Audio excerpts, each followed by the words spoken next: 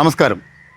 നമ്മൾ മനുഷ്യർ നമ്മുടെ ചുറ്റുമുള്ള വീടുകളിലെയും ഓഫീസുകളിലെയും ഒക്കെ മാലിന്യങ്ങൾ യഥാസമയം മറവ് ചെയ്യുന്നവരാണ്. എന്നാൽ മനുഷ്യ ശരീരത്തിലെ മാലിന്യങ്ങൾ മറവ് ചെയ്യാൻ നമ്മളെ പ്രാപ്തനാക്കുന്ന നമുക്കൊരു അറിവ് തരുന്ന ശാസ്ത്രശാഖയാണ് ആയുർവേദം. ആയുർവേദത്തിൻ്റെ ഏറ്റവും വലിയ പ്രത്യേകത അസുഖം വരുന്നതിന് മുമ്പ് നമ്മുടെ ശരീരത്തിനെയും മനസ്സിനെയും സന്തോഷിപ്പിക്കൂ അല്ലെങ്കിൽ സംരക്ഷിക്കൂ എന്നൊരു നിർദ്ദേശം അതിനകത്തുണ്ട്. അത്തരത്തിലേറെ പ്രശസ്തമായ ഒരു ആയുർവേദ സ്ഥാപനത്തെയാണ് ലൈവ് ടിവിയുടെ കേരള ഗൈഡ് ഇന്ന് പരിചയപ്പെടുത്തുന്നത്. നമ്മുടെ പ്രാവട്ടം കൈപ്പുഴ റൂട്ടിലെ നീണ്ടൂരിൽ പ്രവർത്തിക്കുന്ന Agastya Ayurveda health centre.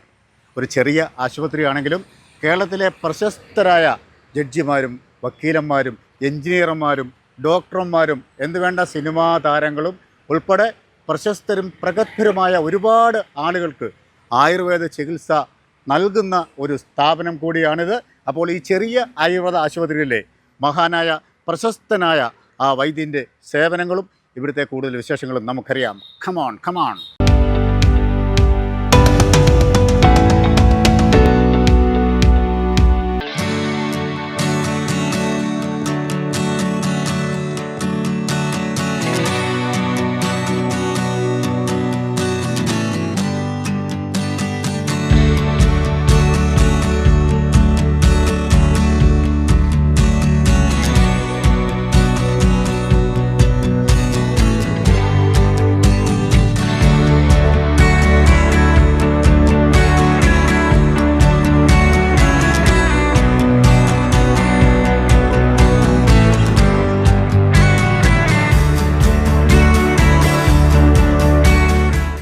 Neendoor Agastya Ayurveda health കെയറിൻ്റെ ബഹുമാന്യനായ MD പ്രിയപ്പെട്ട വൈദ്യൻ പ്രതാപൻ സാറാണ് എന്നോടൊപ്പം ഉള്ളത്. സാറിന് ഈ പ്രോഗ്രാമിലേക്ക് സ്വാഗതം ചെയ്യുന്നു. Okay, thank you. എത്ര വർഷമായി ഈ ആയുർവേദ രംഗത്തേക്ക് കടന്നു വന്നിട്ട്? ഞാൻ ഒരു 40 വർഷത്തോളം ആയി. ശരി. ഇപ്പോൾ ഞാൻ ഇവിടെ വന്നിട്ട് 16 വർഷം കഴിഞ്ഞു. ശരി. ഇവിടെ നമുക്ക് എന്തൊക്കെ ചികിത്സകളാണ് വൈദ്യരെ പ്രധാനമായിട്ട് ഇവിടെ ഉള്ളത്? ഇവിടെ ബാക്ക് പെയിനും സെർവിക്കൽ പ്രോബ്ലം ഇത് രണ്ടുമാണ് ഞാൻ ചെയ്യുന്നുള്ളൂ. ശരി. ബാക്ക് പെയിനാണ് ഏറ്റവും പ്രധാനം. ഇപ്പോഴത്തെ ഒരു കാലഘട്ടത്തിൽ ഏറ്റവും കൂടുതൽ ആളുകൾ ബുദ്ധിമുട്ടുന്നത് എന്താണ്? ബാക്ക് പെയിൻ ആണ് എല്ലാവരുടെയും ഒരു പ്രധാന പ്രശ്നം. ശരി. അതിന് ഡിസ്കിൻ്റെ ഒരു പ്രോബ്ലം ഇതിലൊരു ഘടകമാണ്. ശരി. അത് ഡിസ്കിൻ്റെ അകൽച്ച വരാം, ഡിസ്കിൻ്റെ ഇടയിൽ വെയിൻസ് കയറി വരാം, പിന്നെ അധിക സമയം നിൽക്കുന്നവർക്ക് ഇത് വരാം. പല കാരണങ്ങൾ കൊണ്ടാണ് ഈ നടുവേദന വരുന്നത്.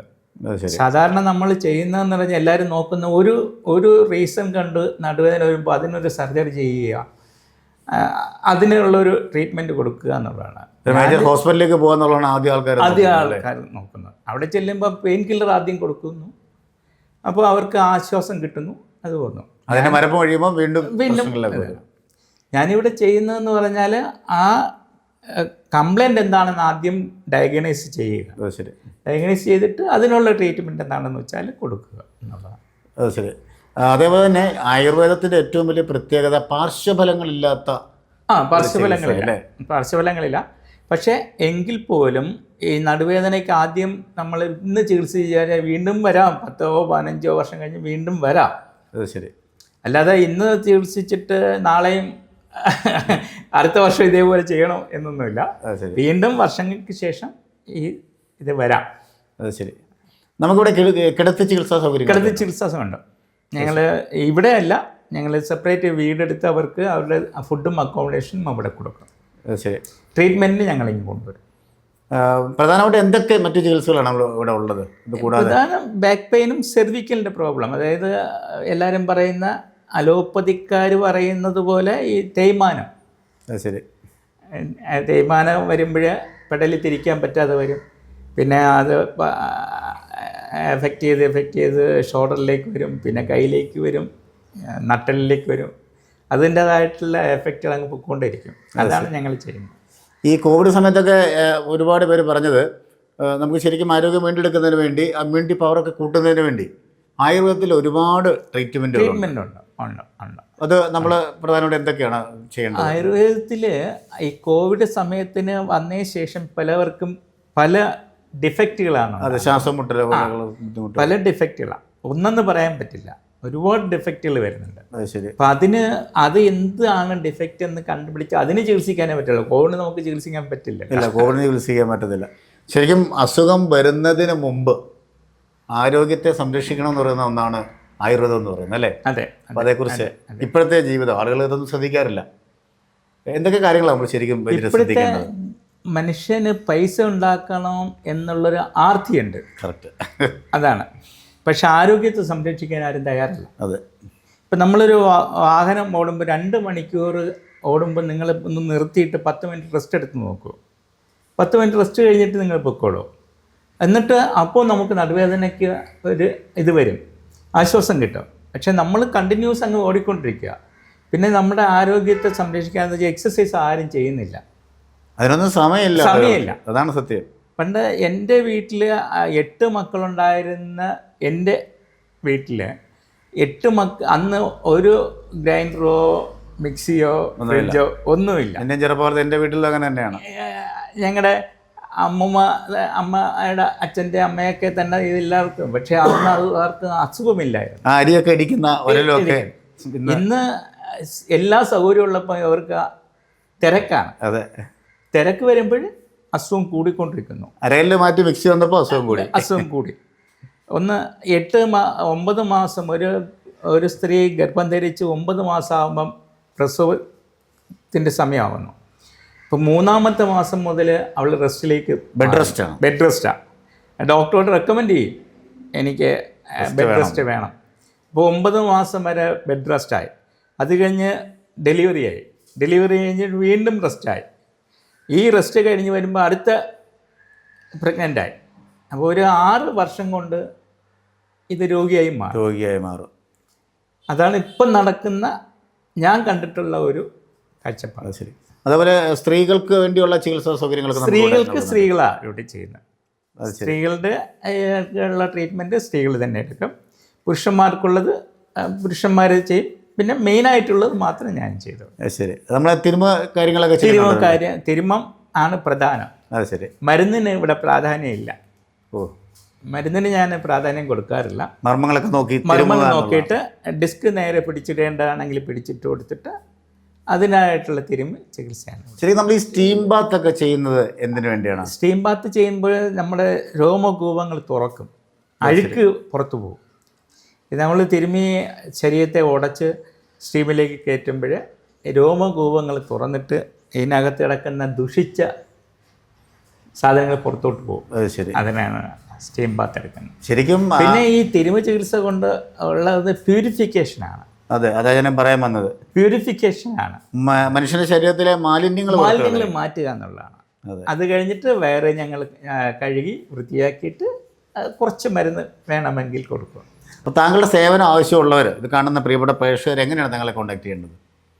എൻ്റെ നമ്പർ ഇവിടെ സാധാരണ വരുന്നവരാരും പരസ്യത്തിലൂടെ അങ്ങനെ ആരും വരാറില്ല. പരസ്യത്തിന് വേണ്ടിയല്ല. അല്ല, പരസ്യത്തിലൂടെ ആരും വരാറില്ല. ഇവിടെ വരുന്നവരെല്ലാം ഈ കോണ്ടാക്ട്, ഇപ്പം താങ്കൾ വന്നു, താങ്കളോട് ആരെങ്കിലും പറഞ്ഞു, അവരെന്നെ വിളിക്കും. അവരോട് അവരുടെ ട്രീറ്റ്മെൻറ്റ് മാത്രം നോക്കുക. അറിയപ്പെടുന്ന ആളുകൾ ഇവിടെ വന്ന് ചികിത്സിച്ച ഒരു കൊച്ചു ആയുർവേദ ആശുപത്രി അല്ലേ മഷേ എന്നാണ് എന്നോട് ചോദിച്ചത്. ആ എളിമ തന്നെയാണ് ആയുർവേദത്തിൻ്റെ ഏറ്റവും വലിയ വിജയം എന്ന് പറയുന്നത്. തീർച്ചയായും. ഇനി മുന്നോട്ടുള്ള പദ്ധതികൾ താങ്കളുടെ മനസ്സിൽ എന്തൊക്കെയാണ് വരുന്നത്? എനിക്ക് പ്രത്യേകിച്ചൊരു ആ എളിമ കണ്ടോളൂ. പ്രത്യേകിച്ചൊരു ഐഡിയ ഇല്ല. ഇവിടെ വരുന്നവരെ നന്നായി ചികിത്സിച്ചു. എനിക്ക് എൻ്റെ അടുത്ത് വരുന്നവരെ നന്നായിട്ട് ചികിത്സിപ്പിക്കുക. അവർക്ക് കൊടുക്കാൻ പറ്റുന്ന ചികിത്സ എനിക്ക് കൊടുക്കുക. എന്നെക്കൊണ്ട് പറ്റിയില്ലെങ്കിൽ ഞാൻ അവരോട് തന്നെ പറയും, എനിക്കിത് കഴിയില്ല, വേറൊരു സംവിധാനം നോക്കും. ശരി. അത് പറയുന്നതിൽ എനിക്ക് ഒരു മടിയുമില്ല. എൻ്റെ ഒരു കണക്കിൽ ഒരു 10,000-കണക്കിന് രോഗികളെ ഞാൻ ചികിത്സിച്ചിട്ടുണ്ട്. ശരി. 10,000-കണക്കിന്. പക്ഷെ അവരോടെല്ലാവരും ഞാൻ പറയുന്നത്, നിങ്ങൾക്ക് ചെയ്യാൻ പറ്റുന്ന കാര്യങ്ങൾ നിങ്ങൾ ചെയ്യൂ. സമയമില്ല എന്ന് നിങ്ങൾ കണ്ടെത്തരുത്. നമുക്ക് സമയമുണ്ട്. മനുഷ്യനാണ് ഇതെല്ലാം 24 മണിക്കൂർ പണ്ട് മുതലേ ഉള്ളതാണ്. ഇന്നും മുതലല്ല. അത് കൂടിയിട്ടും കുറഞ്ഞിട്ടും ഒന്നുമില്ല. പക്ഷേ പണ്ട് മുതൽ ചെയ്യുന്ന കാര്യങ്ങൾ നമ്മളിപ്പം ചെയ്യുന്നില്ല. ഇപ്പം നമ്മൾ ആർത്തിയോട് കാശുണ്ടാക്കാനുള്ള ഓട്ടം. അത് ശരി. അതെ അതെ അതെ. പൈസ ഉണ്ടാക്കാനുള്ള ഓട്ടത്തിൽ നമ്മൾ കൊണ്ടുവന്നില്ലെന്ന് ആരും മനസ്സിലാക്കുന്നത്. അത് രണ്ടാമത്തെ കാര്യം. പക്ഷെ നമ്മൾ കാശുണ്ടാക്കാൻ ഇങ്ങനെ ഓടിയിട്ട് ആ കാശ് വീണ്ടും നമ്മൾ ചികിത്സയ്ക്ക് വേണ്ടി മുടക്കുന്നു. അത് ശരി. അതല്ലേ നമ്മൾ ചെയ്യുന്നത്. തീർച്ചയായും, നമ്മൾ കാശുണ്ടാക്കി വയ്ക്കുന്നു. ഒരു 10-40, ഇപ്പം 40 വയസ്സാണ്. നേരത്തെ 60-70 വയസ്സ് വരെ പോയത്. ഇപ്പം 40 വയസ്സ് കഴിയുമ്പോൾ തന്നെ രോഗികളായി മാറുന്നു. അത് ശരി. പലവിധ രോഗങ്ങളാണ്. അത് കഴിഞ്ഞിട്ട് 50 വയസ്സാകും. പിന്നെ ഈ ഉണ്ടാക്കിയ കാശ് മുഴുവനും ആശുപത്രിക്ക് വേണ്ടി ചെലവാക്കുന്നു. ആശുപത്രി ചെല്ലുമ്പോൾ അവർക്ക് അവരുടേതായിട്ടുള്ള ബിസിനസ്സിലൂടെ അവർ മുതലാക്കുന്നുണ്ട്. അതാണ് ഇപ്പം നടക്കുന്നത്. അവിടുത്തെ മെഷീനറികളെല്ലാം എല്ലാം മെഷീൻസ് ഏതാണോ കൊണ്ടുവരുന്നത് അതിനെ ഇംപ്ലിമെൻ്റ് ചെയ്യാനാണ്. ശരി. അപ്പം എല്ലാ രോഗങ്ങൾക്കും ശരിക്കും ആയുർവേദത്തിൽ ശാശ്വതമായ ചികിത്സകളുണ്ടല്ലേ? ഉണ്ട്. അല്പം ജ്ഞാനം വെച്ച് ചികിത്സിച്ചാൽ പ്രശ്നമാണ്. ഇപ്പം അറിയാവുന്നുള്ള ചികിത്സയ്ക്ക് നന്നായിട്ട് ചികിത്സ കൊടുക്കുകയാണെങ്കിൽ ആ രോഗിക്ക് ഭേദമാകും. ഇത് ഒരു രോഗിയാണ് എൻ്റെ അടുത്ത് വരുമ്പം എനിക്ക് വേറെ ആരും ഇല്ല എങ്കിൽ ആ രോഗി എങ്ങനെ കളയുന്നത്? ഞാൻ അങ്ങനെ ചികിത്സിക്കും, അത് കുളമാകും. അതാണ്. അപ്പോൾ എന്തായാലും അറിയാവുന്നുള്ള ചികിത്സ നന്നായിട്ട് ചെയ്യുകയാണെങ്കിൽ ആ രോഗിക്ക് ഗുണം കിട്ടും. കൃത്യമായ ചികിത്സയ്ക്ക് എവിടെയാണോ ചികിത്സ കിട്ടുന്നത്, നന്നായിട്ട് ചികിത്സ കിട്ടുന്ന എവിടെയാണോ അവിടെ ചെല്ലുക. ശരി. ആ ചികിത്സയെ പറ്റി അയാൾക്ക് അറിവുണ്ടായിരിക്കും. ശരി. ഇവിടെ വരുന്നവരും ഒരു ഒട്ടുമുക്കാൽ പേരും ഈ സർജറി എന്ന് പറയുമ്പോൾ പേടിച്ച് ഓടുന്നവരാണ്. ഇപ്പം സർജറിക്ക് ചെല്ലുമ്പോൾ 2 ലക്ഷം രൂപ കൊടുത്തു എന്ന് പറയുമ്പോൾ പ്രശ്നം തീരും. അതിന് ശേഷം വരുന്ന പ്രശ്നം നമ്മൾ അറിയുന്നില്ല. അതെ അതെ അതെ. ശരീരം മുറിക്കുക എന്ന് പറയുന്നത് ശരിക്കും ഒരു വലിയ ബുദ്ധിമുട്ട് തന്നെയാണത്. അവർ ഈ ഡോക്ടേഴ്സ് ചെയ്യുന്ന നമ്മളെ കൊണ്ട് സൈൻ ചെയ്തിട്ട് വാങ്ങാണ്. നിങ്ങളുടെ എല്ലാ കാര്യങ്ങളും പറഞ്ഞ് മരണപ്പെടാം, ഞാൻ ഉത്തരവാദിയല്ല. ഈ പഴയ തലമുറയും ഇപ്പോഴത്തെ തലമുറയും ശരിക്കും ആയുർവേദത്തെ കൂടുതലായിട്ട് മനസ്സിലാക്കുന്നുണ്ടോ? പഴയ തലമുറ ശരിക്കും ഇപ്പോഴത്തെ ആയുർവേദത്തിൽ മനസ്സിലാക്കുന്നില്ല. ഇല്ല, എൻ്റെ അറിവിൽ മനസ്സിലാക്കുന്നില്ല. കാരണം ഇപ്പോഴത്തെ ആയുർവേദ ഡോക്ടർ എന്ന് പറയുന്നത് ഒരു ഡിഗ്രി എടുക്കാൻ വേണ്ടി മാത്രം പഠിക്കുന്നവരാണ്. ശരി. അല്ലാതെ ഈ മർമ്മ ചികിത്സയോ അതിൻ്റെ പ്രധാനപ്പെട്ട കാര്യങ്ങൾ ആരും ഒന്നും പഠിക്കുന്നില്ല. അതിൻ്റെ ആഴത്തിലേക്ക് ഇറങ്ങി ചെല്ലുന്നു. ആഴത്തിലേക്ക് അവർക്കൊരു ഡോക്ടറാകുക, ഒരു ഡിഗ്രി സമ്പാദിക്കുക, അടുത്തൊരു ഇതിലേക്ക് പോവുക. വളരെ തിരക്കേറിയ സമയത്ത് ഞങ്ങളോട് സഹകരിച്ചതിന് പ്രത്യേക നന്ദി പറയുകയാണ്. Thank you. അപ്പോൾ അദ്ദേഹത്തിൻ്റെ സേവനം ആവശ്യമുള്ളവർ നമ്മുടെ പ്രതാപൻ വൈദ്യരെ കോൺടാക്റ്റ് ചെയ്യുക. മനോഹരമായ എപ്പിസോഡ് ഇവിടെ സമാപിക്കുകയാണ്. നമസ്കാരം.